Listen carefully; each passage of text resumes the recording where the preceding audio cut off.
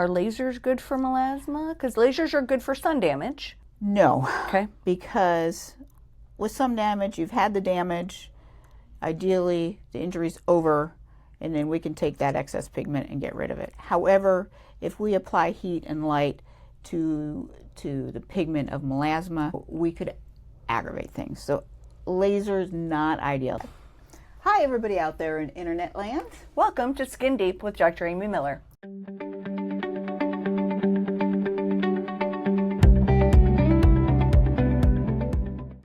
And that's me. I'm Dr. Amy Miller. I'm founder and medical director of St. Louis Skin Solutions here in St. Louis, Missouri.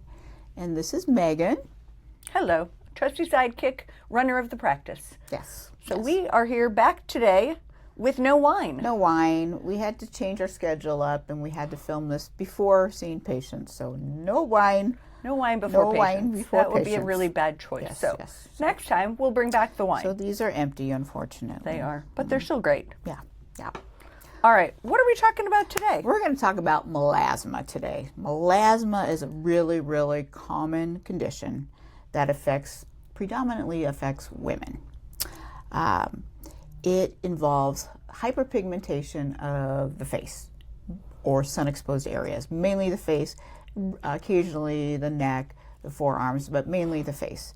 And it can be really distressing because it causes pigmentation in weird areas like the upper lip, and it can make you look like you have a mustache. Yeah. Or blotchy hyperpigmentation on the cheeks. It's completely benign. It doesn't do anything. It's not going to kill you. Mm-hmm. So there's not great treatments for it, but we're going to talk about that. But it's distressing. It's really distressing, and it's chronic. There's not a cure for it. So we just have to push it down, make it not talk so loud. Yes. As I like to say, we control it, we don't cure it. And it's very hard to control because UV light and visible light aggravate it and make it worse. What about heat? Heat as well. Mm-hmm. Yes. So those of us who live in a warm climate and work on our computers and stay out in the sun a lot, where there's no hope. Well, there's hope, but it's a constant battle. It's a constant battle. And we have a lot of patients who have melasma. And it can be frustrating because we will get it under control, and then 6 months later, it's come back. Mm-hmm. So. Hormones. Talk to me about how hormones, I keep going back to this hormone conversation, and I bring it in every single one of our podcasts. Yes. This is a little bit different hormonal fluctuations. So can hormones affect the darkening of the skin or the melasma that comes out? Absolutely, and that's part of the reason women are more affected by melasma. There is a definite relationship to estrogen and progesterone, especially during pregnancy and with oral birth control pills. So we see a higher incidence with women who take oral birth control pills. Yes. What do you think the trigger on that is? Well, it's probably something to do with estrogen. Okay. What we've learned about melasma over the years is in the epidermis, dermis, the epidermis, the basal layer of the epidermis is where the melanocytes live, and that's where melanin, the color of our skin, the pigment is produced and distributed to the other keratinocytes in the epidermis. There's something about estrogen that increases plasmin or plasminogen, which is an antifibrillinic. So basically, plasmin is a little scissors that snip any clots that occur. Okay. So my thinking, in my simple mind, I like to break things down and make things easy, is that with pregnancy, when estrogen levels go up, we want to make sure we're getting blood to the baby, to the fetus. Right. So the plasminogen and plasmin levels go up, and those levels increase pigmentation. Okay. So not only does plasmin help decrease clotting, increase blood flow, there are reactions within that epidermal junction where the melanocytes live, that those melanocytes respond to plasmin. Okay. So it's kind of interesting. So when you put a postmenopausal woman on estradiol, which is an estrogen, are they going to become more susceptible to melasma if they were already predisposed to it? Well, it's possible. There are some reports in the literature that postmenopausal women have a decreased incidence of melasma. So that goes along with the hormonal component. Putting women back on physiologic doses of estrogen and progesterone, could it? It possibly could. I haven't seen any reports of that. So when we're consulting or talking with patients that come in concerned with this darkening of their skin, some of them know that it's melasma, some of them don't. They just want to know what it is. What are the recommendations for treatments? Is this a kind of a one and done? Do we just send them back off into the wild because it's chronic? What are we going to do to help and educate this patient to make it better? All right. So rule of thumb is rule out other things first. Sure. But melasma is pretty much a clinical diagnosis. If there's any question, I can look with a dermoscope and look for traditional or standard pigmentation patterns in the skin. We used to say you have to decide if it's epidermal pigment or dermal pigment or a combination. But now we know that that's kind of a moot point. Most melasma is a combination because of the sun exposure. Sure. There is sun damage. There is disruption of that barrier membrane. The pigment that's originally in the epidermis will get into the dermis. Once it's in the dermis, it's harder to treat. If it stays in the epidermis, vigorous exfoliation, getting that skin turnover without causing inflammation can get rid of the pigment. But once it's in the dermis, it's a lot harder to get rid of. And most melasma is probably both. Right. So what do we have to do? Well, the first thing we have to do is avoid sun exposure. And that is critical because no matter what you do, no matter how many chemical peels you do or how much hydroquinone you use, if you're getting sun exposure, you're stimulating those melanocytes, they're just going to spew out more pigment. Right. So number one thing that we're going to make sure that they're doing is wearing a good mineral-based sunscreen, right? Absolutely. Number one. Number two, you said that medication you just said, I just lost the name of it. Hydroquinone. Hydroquinone. What is hydroquinone? Is it oral? Is it topical? How do they get it? Are there concerns with taking hydroquinone? So hydroquinone is used topically, and there is an old recipe called the Klingman formula, which is a combination of hydroquinone, tretinoin, and a steroid cream, which makes no sense to me because steroid cream over time can increase pigmentation and decrease collagen, and it's very bad for long-term use. Sure. But to use hydroquinone, you've got to apply it at least 8 to 12 weeks, and you have to take breaks because over time it can cause a rare side effect called onconecrosis, or I'm not saying that right, but a blue, gray darkening of the skin that's really hard to get rid of. So hydroquinone or the Klingman formula is not ideal. Okay. Hydroquinone does work, but you need to use it for short term. You can't use it long term. Sure. And as we discussed, melasma is a long-term chronic process, disease process. Sure. So you can't use hydroquinone long term. Okay. It works in the short term, but it's not the answer long term. Okay. So then, is there an oral medication? Is there another topical medication that mimics the hydroquinone but that's safe for long-term use? Well, that is the million-dollar question, and that's what researchers have been looking for. And there's been some interest in an old medication called tranexamic acid. Tranexamic acid is a inhibitor of plasmin that I was talking about earlier. So it's been used for a long time, especially in OB/GYN circles, for hemorrhaging after childbirth. You give tranexamic acid IV to increase clotting. For women with heavy periods, some OB/GYNs will use tranexamic acid for 3 to 5 days during their period to stop the bleeding, Okay. or at least to decrease the bleeding. And at that point, we're using high doses. We're using 1,300 milligrams 3 times a day. What we found is because tranexamic acid is such a potent inhibitor of plasmin, that it helps with pigment and with melasma. Okay. Now, using it orally, we use it at a much lower dose. Yep. In the States, it comes in a 650 milligram tablet, so we divide that in half, and do half in the morning, half at night. So compared to the doses for bleeding, it's very, very low. Got it. But it always has the issue of possibly increasing clotting, because that's what it was designed for. So if there's any history of clotting issues, we'd have to discuss that one-on-one with the patient and let them know what the risk would be.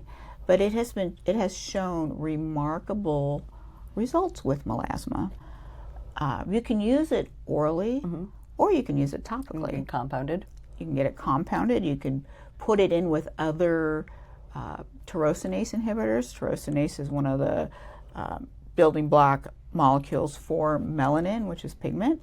So you can combine it and get a compounded topical. There's been studies showing that it works very nicely microneedled in. Oh. So yes, so you get a 5% or a 10% serum, Okay. and use that as your slip for microneedling. So you're getting the beneficial effects of the microneedling with the reparative mechanisms that are going on, and you're getting that tranexamic acid down where those melanocytes are. That's awesome. Yeah. So the hydroquinone is not safe for long-term usage. Right. What about the tranexamic acid? So that, I don't think I would use that long term. Okay. I would probably use, there's not studies on it long term for melasma. Sure. So I would probably use that 6 to 12 months. There's one study that shows after 6 months there was a 96% improvement in melasma. I mean, that's unheard of.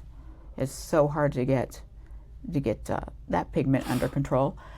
Once we got to that 96% improvement, I would probably wean patients off and maintain with a topical form or a topical combination of treatments. And good sunscreen.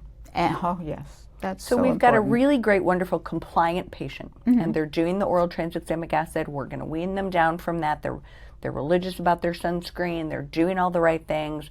We're going to go to the topical. We've done a series of the microneedling. So they're where they want to be, right? So what do we do to maintain? Yeah. Yeah. So I would do a compounded formulation with some tranexamic acid in it, some kojic acid in it, some azelaic, some vitamin C, and maybe a little drop of tretinoin.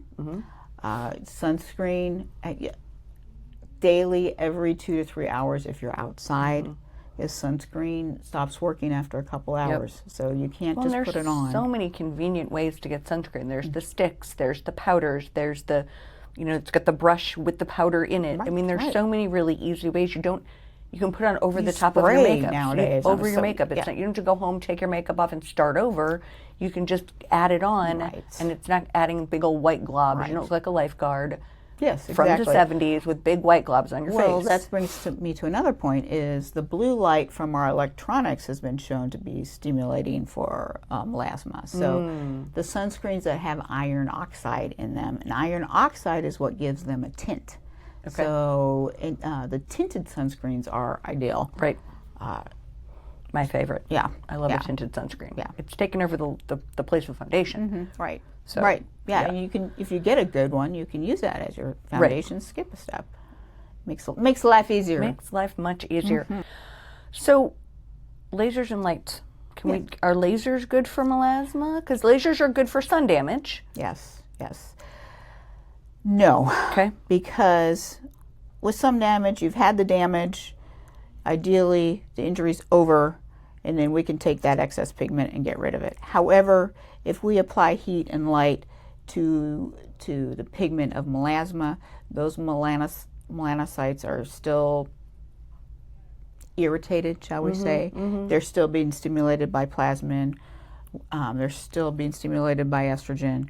So we could aggravate things. So laser is not ideal. Now there's a few exceptions to that. Maybe the picosecond lasers that are used for tattoo removal, but you have to be very, very slow and gentle, low fluences and multiple treatments, and you got a small chance that it's going to work. So not ideal. Not ideal. Because people talk about those, like, well, I'm going to use a laser to get rid of my melasma, and you don't want to heat it up. Right. Any lasers are lights that turn to heat when they hit the skin. Heat stimulates the melanocytes. There's just no two ways about it. So it's not ideal at all. Chemical peels, things that help lift the pigment up and out without heat, can be useful.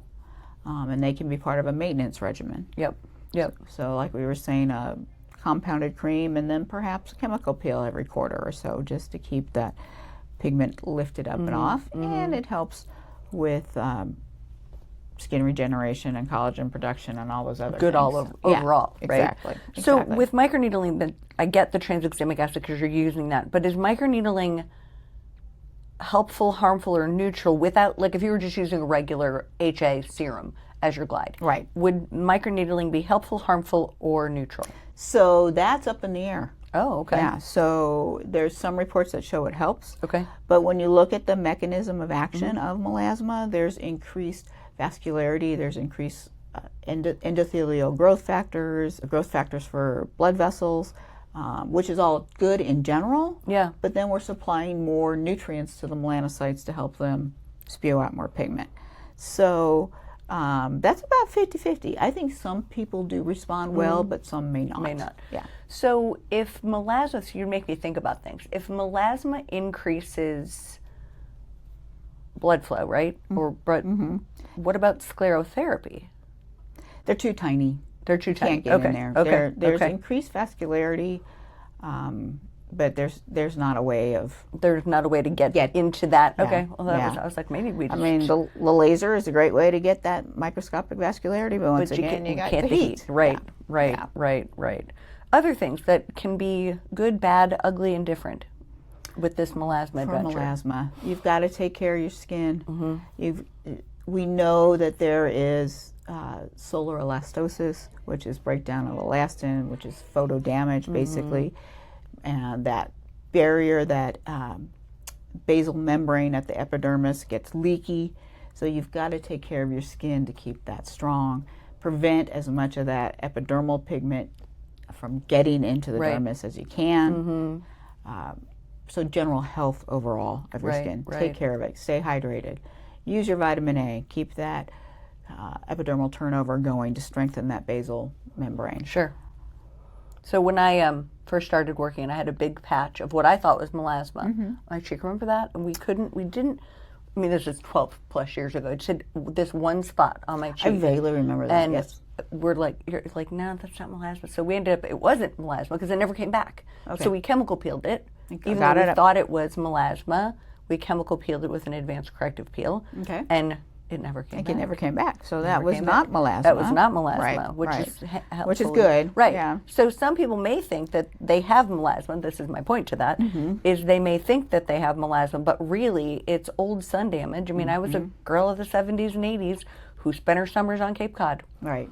I was dark as dark could be every single summer. No, no sunscreen, no nothing, because it was what happened. And your skin type, I would call you a type 3. Yeah. And type 3, 4, and 5 are the highest risk for melasma. Yep. So yeah, I can see why that was part of the thought process. It was just I didn't wear sunscreen as a child, and that was probably. I mean, now it's the holy grail.